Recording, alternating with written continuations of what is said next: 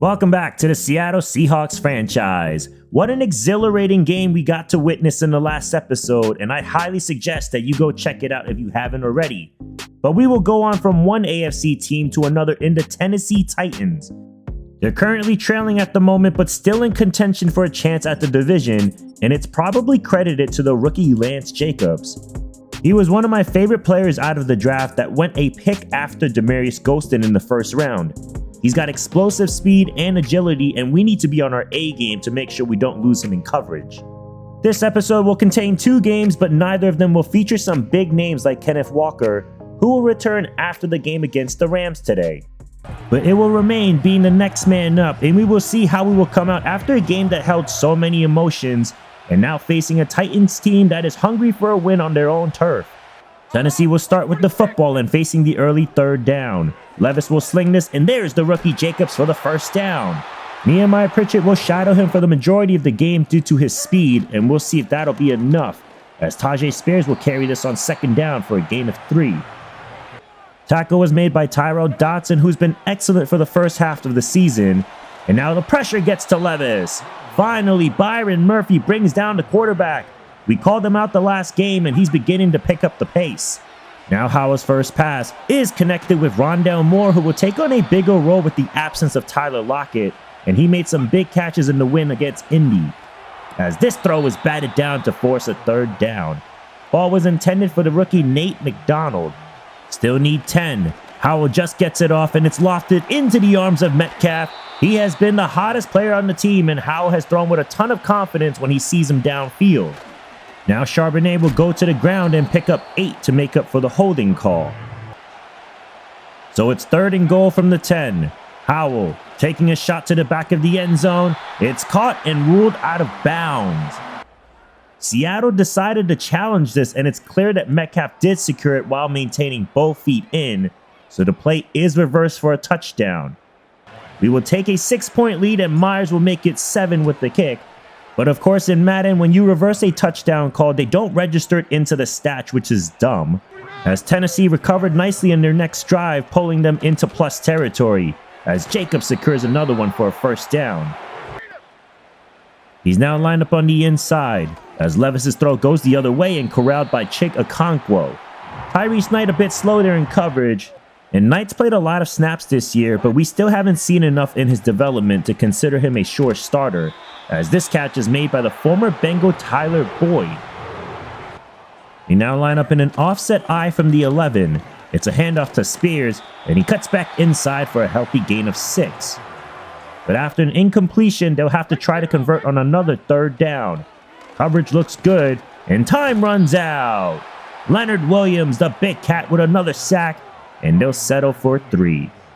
However, our offense struggled, and it led to another punt, so the Titans have a chance to either cut or take the lead, as the floated pass is connected to Okonkwo, who has his 5th catch of the game.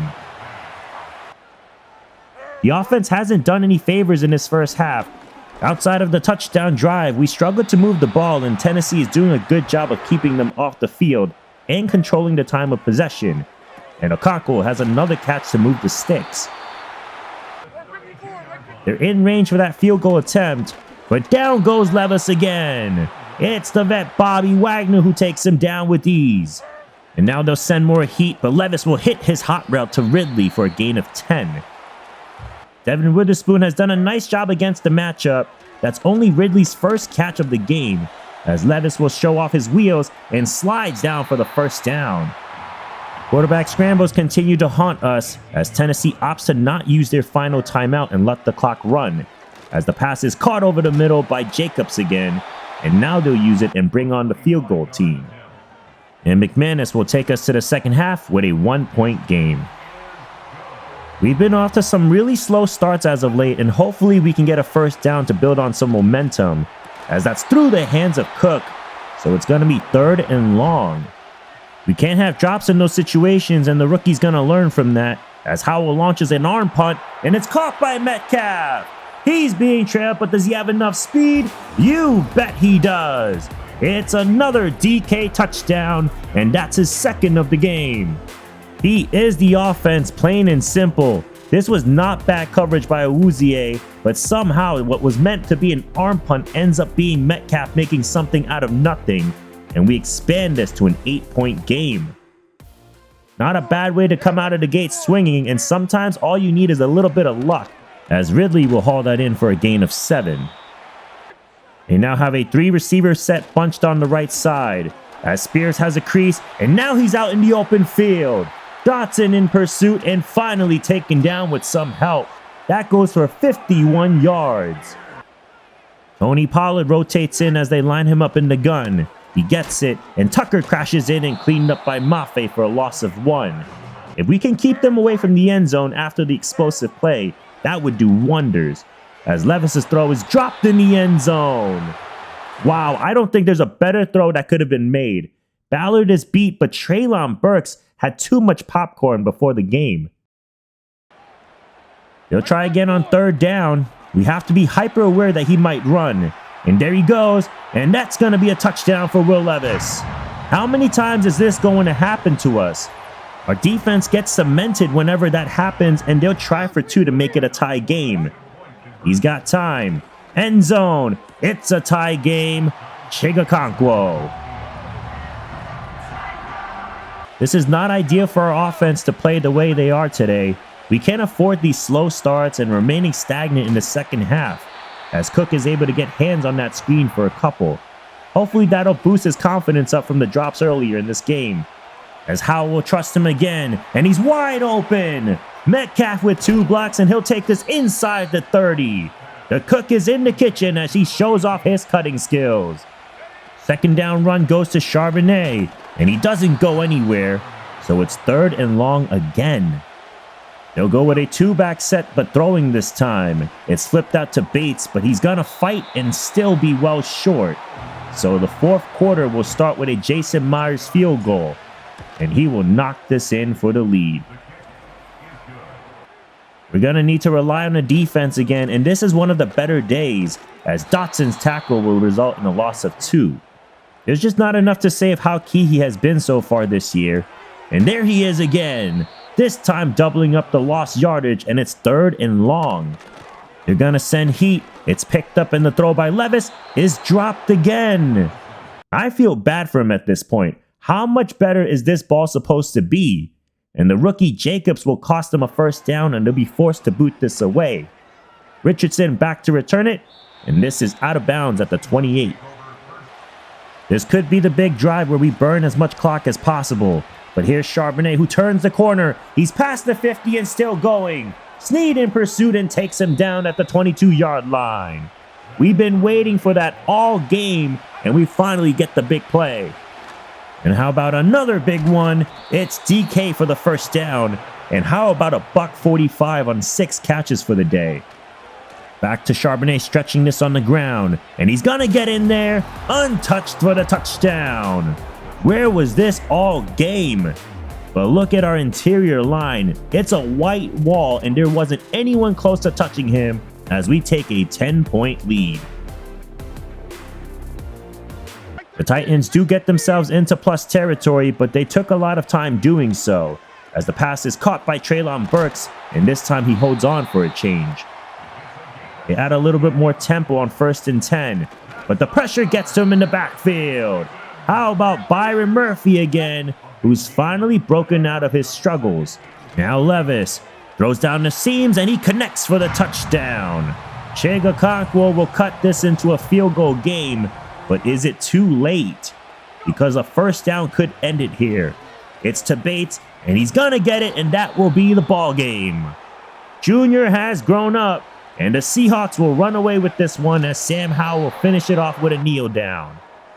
That was ugly like the last game, but we got it done. I was not particularly excited about how our offense struggled, but somehow it was just enough to get the win.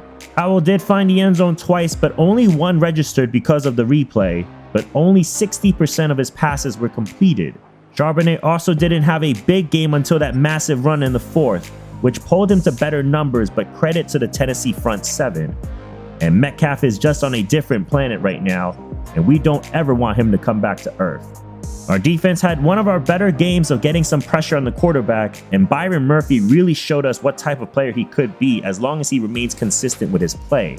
But we will move on. A win at the end of the day is a win as we pick up our 6th, and although we got it done, we left a lot on the field today. We saw some big drops by Cook and struggling on first downs, which led us to a lot of 3rd and longs. Hopefully we can clean these things up and do it fast, especially when we have a divisional game coming up, and those types of mistakes could hurt us in the long run, especially when we see these other teams twice a year. But we will take on the Los Angeles Rams, who currently hold a first place spot up by 2 games over us, so I don't need to get into how important this game is. They have only lost 2 games all season, and the bright side of that is those have come against divisional opponents, so the favor could be on our side along with home field advantage. There's also a new man under center for them. Justin Fields signed a 5-year deal with the Rams, and if we struggled against the scrambles of Levis, what do we think will happen when we face Fields for the first time this year? These 2 quarterbacks we're facing today have been attempting to redeem their reputation, and we were able to knock out one, but Fields won't have guys who will drop the ball like we just saw from the Titans. And if you watch this series all the way through, my struggles against Puka Nacua has been a thorn on my side, but hopefully we can contain him today. Another player to acknowledge is Jared Verse, who is currently leading the Rams in sacks with 9.5. So if we want to prevent these 3rd and longs, he's going to have to be on the radar for our guys up front.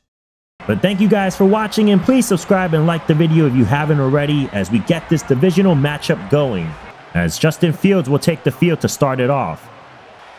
Man in motion is Nacua. It's a handoff to Kyron Williams, who bounces off a tackle and gets brought down by Boye Mafe for a loss of 2 and 3rd down. Justin Fields trying to lead this Rams team to their 9th win of the season. He's got a clean pocket, and he launches his downfield, and he connects. One man to beat, and Pritchett has just enough speed to bring down Hunter Renfrow, who was one of many additions to their roster. And the effect of Cooper Kupp looms large because Tucker opted to follow his crossing route underneath with the linebacker lined up with him, and Fields sees it and takes full advantage of the blown coverage. So we will have an early 1st and goal. Seattle rushes 4. Over the middle, and an immediate strike by the Rams as Justin Fields attacks our defense not with his legs, but his arm. And the Rams will take an early 7-0 lead. Howell starts their opening drive with a pass. He launches it deep for Metcalf, and he's lucky that isn't going the other way. That was well short and was not even in the vicinity of DK. As he fires this outside for more, and that's even worse than the first throw. Intercepted by Tre'Davious White, and Howell's first 2 passes leave us scratching our heads, but this is also a great play by White, who snatches it away from Rondale Moore. But not the start we're looking for in one of the most important games of the year, as Kupp gets smashed and unable to hold on. Good job by Tyrod Dotson in coverage. 3rd and 9, and with the way our offense has been, we can't afford a track meet. And there's Nacua with his first grab, and danger is beginning to strike. I've wondered with this McVay system if Fields would use his arm or legs more, and so far it's been all throws. But he's off here, and he's got himself a touchdown. Don't be fooled, this guy can do both, and it was displayed here. And when QBs scramble, I already lose hope of ever catching them. Not the ideal start we were looking for when we take on a division opponent, and certainly not these guys who are currently sitting at first place, as Metcalf gets a couple on the play. Our offense just needs to find a way to get that spark, but it's been a lot of 3rd and longs as Howell tries to go for it all and through the hands of Cook, so they'll punt. I want us to get the run game going like we did against the Titans, and to me that was not a good drive when we can't position ourselves better in early downs. And Dixon's punt will bounce around for the Rams to start at the 16, and hopefully our defense can find a way to stop the bleeding. They'll start this drive with Fields in the gun. He's going to take another shot, and he's got a man wide open. How is Hunter Renfrow scorching our secondary right now? That was just so open, and Fields is nearing a $150 passing with 2 scores. He's been everything and more for them, and this will be a really interesting combo if McVay and Fields decide to join forces one day. As he runs for the first down, and Dotson will make him pay for that decision. Regardless, it's a new fresh set of downs, and this has been an ugly first quarter for us and probably the worst our defense has played since week 4. as Pritchett makes a nice diving play on the ball. That's really what we need to get back to, is the bend but don't break mentality, as Kyren Williams runs to the left side and will result in a healthy gain. He does get up and eventually favoring his left arm, so you wonder if it was worth the cost, as he is ruled out for the remainder of this game. Blake Corum will be his replacement, and we saw him a bit in the last game of the season a year ago, as he picks up another first down for the Rams. You know he's going to run hard and tough, so we need to tackle well, like we do right here. They have Nakua lined up in the backfield on 3rd and goal. It's going to catch everyone off guard, and Fields will run in for another score. His 3rd touchdown of the day and 2nd through the ground. And what a disaster of a first quarter here at home. I mean, this stat line is nuts. 184 yards to 28, 5 for 5 on 3rd downs, 8 total first downs, and +1 on turnovers for the Rams, and we did not come out to play out of this gate. As Charbonnet will stretch this to the right side and tackle down. And we have another 3rd and 5. We just hope and pray we can get this to help the defense get a breather. But it's picked off again. Darius Williams got us last time we played, and this was just another great play. Nothing was remotely open on the right side of the field, so Howell comes back across and just tries to do too much, and Williams just jumps in front of it to force another turnover. This mess of a game will continue, and the Rams are yet again set up with great field position, as Love can't bring him down and Corum will be just shy of the marker. But the Rams are showing no mercy today. They'll go for it on 4th down. It's another run and daylight for Corum, who's gonna take this inside the 10. He's done a fine job replacing the injured Williams, as they'll go back to the air, and that's broken up.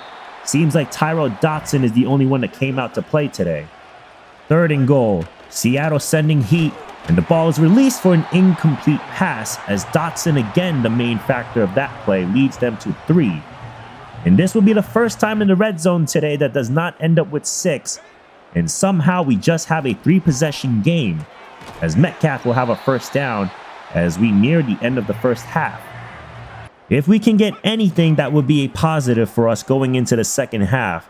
Obviously, we would love a touchdown, and that's a great job by Cook, who hangs on after getting decked by the safety. But we're still a few yards away before we can cross the pylon, and that's not going to do it there. Final 10 seconds, desperately needing to find the end zone, and the pass to Moore is dropped, so it's a disappointing drive, but at least we get 3. The offense in this game has simply been a no-show, and I think we're getting a clear picture of who we are moving forward the rest of the way, and it's not the direction we want to go, as Tucker misses the diving tackle, and Higbee will get them into Seattle territory again. And the other side of the ball has been no different. We've missed some assignments leading to deep balls to Renfro, as Dotson almost picks off Fields. And he's truly been the only one with heart on the field today, but it's still heavily faulted on the offense that has not given them a breather. And there's another big play. Cooper Kupp has arrived to the party, and this has gotten even more out of hand. But guess what? Here's another 3rd and long, and this playbook just gets thinner by the moment. But we actually convert here. It's been a nice game for Kendrick Cook if you include these garbage fantasy points. And this is the area we lacked the most today. We just didn't have the chance to run as much because we were down so early, and this is now looking like the best drive of the game. And now McIntosh gets into the screen game. It's going to be another nice gain, and we'll have a manageable 3rd down for once. But nice things will come to an end quickly, as Howell is done for the day. I would be too. Howell will be ready for the next game, but this will be our first look at Jameis Winston in a Seattle Seahawks uniform. His first snap will go to the rookie Bates, and he'll drive this forward for a first down. Maybe this will be the first touchdown drive with him under center. Another handoff, and Charbonnet coughs it up. The Rams fall on it, and we go from the best game 2 games ago against the Colts to now the worst game ever played by us. Every time I think this game can't get any worse, it finds a way to top it. And how about another? Corum! Sidelines, and another big play for the Rams. 71 yards on the day. Everyone is eating on their offense, and we have to game plan much better when we see them the second time around. And here's Fields. It's his 3rd rushing touchdown of the game. Get me out of here. We're done. We've had enough. We simply got punched right in the mouth, and we have yet to beat a divisional opponent this year, and I think this game exposed all of the flaws we've been able to mask so far this season. And it's discouraging to look at any of these stat lines, but reality is our friend. We are not a good enough football team to go out there and contend against one of the better ones like the Rams today. Plain and simple. There was no run game, no pass game. The O-line, which I didn't show, had a lot of holding calls leading to some of those 3rd and longs, and the fundamental parts of the game were just lost out there. The defense obviously gave up a ton of points in this one, but from observing the game, the offense just didn't do them any favors, and this is why we ended up with the result that we saw from this one. And this is why the quarterback conversation is now a realistic one, because Howell has won games, but he has not played well. A fresh face may need to come into play. It's obviously early, but we need to consider planning ahead with the prospects in this draft class. What I also need help figuring out is how to stop these scrambling quarterbacks. We've allowed 5 rushing touchdowns to QBs in the last 3 games, and we just lack awareness when they leave the pocket, or we may just need some better athletes in the front 7 to keep up with them. But this is the area of the defense I want to put more of a focus on in the offseason as well. But reinforcement is on their way as we get a whole lot healthier with Kenneth Walker being back. Maybe him being the engine of this offense would provide the explosiveness we've been lacking. Charbonnet has done a nice job, but his big play potential in this series has been a bit spotty. We are still not yet fully healthy. In fact, Zach Ballard is going to miss the next game, along with Derek Hall, who needs a week, and Tyler Steen, who just went down as well with a torn labrum. But that will be all for the episode. It was not the ending we were hoping for, but we get to take on the Arizona Cardinals again. And I've circled this matchup because of Trey Benson scorching us through the ground the last time we played in week 2. We obviously lost in that game, but it's how we lost that mattered to me, and giving up 153 yards to Benson. So hopefully our guys can step up to another potential thrilling matchup. But thank you guys so much for watching. Please subscribe to the channel and like the video if you haven't already. There will be more Seattle Seahawks franchise coming, and games will be more important as we continue. Hope you guys have an amazing day. I'm Monkey C, and I'm out.